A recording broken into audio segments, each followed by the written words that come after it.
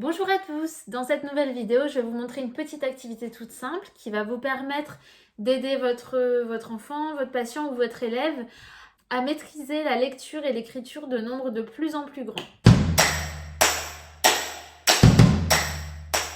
Pour cette activité, vous allez avoir besoin de 2 ardoises, de Velleda et aussi d'un lot de dés à 10 faces. Alors moi j'en ai 1, 2, 3, 4, 5, 6, 7, 8, 9, 10. J'ai 10 dés à 10 faces. Alors choisissez-les de préférence plutôt jolis parce que c'est plus sympa comme ça. Et du coup ça rend les choses un peu plus fun. J'ai acheté les miens sur Amazon. Je pense qu'il doit y en avoir surtout pour le jeu. Et sinon un petit peu partout, certainement sur Cdiscount. Voilà.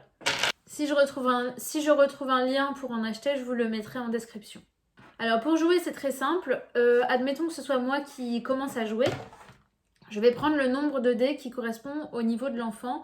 Je vais prendre le nombre de dés qui correspond au niveau de l'enfant en matière de lecture et d'écriture de nombres. Donc en général, j'y joue avec des enfants qui ont 8-9 ans. Donc souvent, on commence avec 5 dés par exemple. Donc là, je vais en prendre 5. Ou alors, je lui fais choisir 5 dés parmi ceux que j'ai, puisqu'ils aiment bien choisir leurs couleurs. Donc là, j'ai pris toutes les couleurs. J'ai donc choisi mes 5 dés. L'enfant est assis à votre place. Je vais lancer les dés en les cachant derrière mon ardoise. Et je vais organiser les dés dans l'ordre qui m'intéresse, donc celui que je veux. Et je vais lire à l'enfant le nombre que j'obtiens. Je vais lui dire 36 270. Et là, l'enfant, qui a également une ardoise, va écrire sur son ardoise le chiffre que je lui ai donné. Une fois que c'est bon, je lève mon ardoise et on vérifie pour voir si on a bien la même chose. Et on compare. Alors évidemment, quand c'est moi qui joue, je vais mettre les chiffres de façon à ce qu'ils soient face à l'enfant. Quand c'est à vous de jouer, quand c'est à l'enfant de jouer, évidemment, lui, il met les chiffres face à lui, histoire de ne pas lui emmêler les pinceaux. Au tour suivant, c'est l'enfant qui prend les dés, qui les lance, qui les lance en les cachant, qui me dit le nombre qu'il obtient.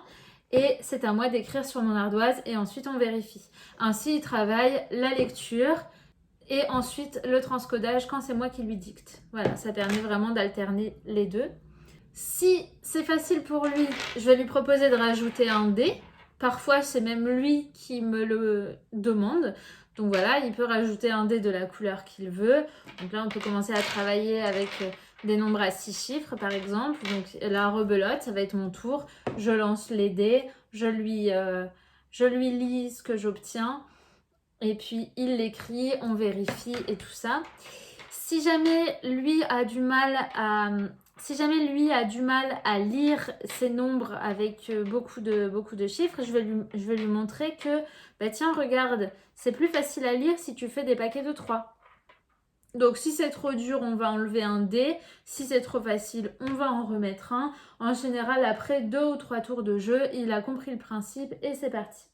Si jamais c'était tout juste, je conseille d'en rester là et d'augmenter la difficulté le lendemain ou bien à la prochaine séance de jeu. C'est un jeu que vous pouvez faire régulièrement pour des courtes parties de 5 minutes pour vraiment travailler cette lecture et cette transcription de nombres, donc de plus en plus grand. Vous pouvez donc faire ce jeu soit tout seul, soit avec un jeu carotte. Si vous n'êtes pas au courant de ce qu'est un jeu carotte, il n'y a pas de problème. Donc un jeu carotte, c'est tout simplement un jeu de société qu'on double avec un jeu éducatif. Et à chaque tour de jeu, on va faire une petite chose sur le jeu de société et une petite chose sur l'exercice éducatif de manière simultanée. C'est pas très clair pour l'instant. J'essaierai de vous faire une vidéo là-dessus, un de ces 4. Mais en attendant, vous pouvez très bien jouer à ce jeu de manière toute simple comme ça. Ça se fait très bien et ça permet vraiment de travailler ses compétences de manière ludique et rapide. Si vous avez aimé cette vidéo, je vous invite à vous inscrire à la chaîne YouTube, à liker, à commenter, à partager parce que ça m'encourage aussi à continuer à faire des vidéos. Et puis, n'hésitez pas à me dire aussi en commentaire ce que vous voudriez voir, s'il y a des choses qui vous intéressent plus particulièrement. Et moi, je vous dis à bientôt!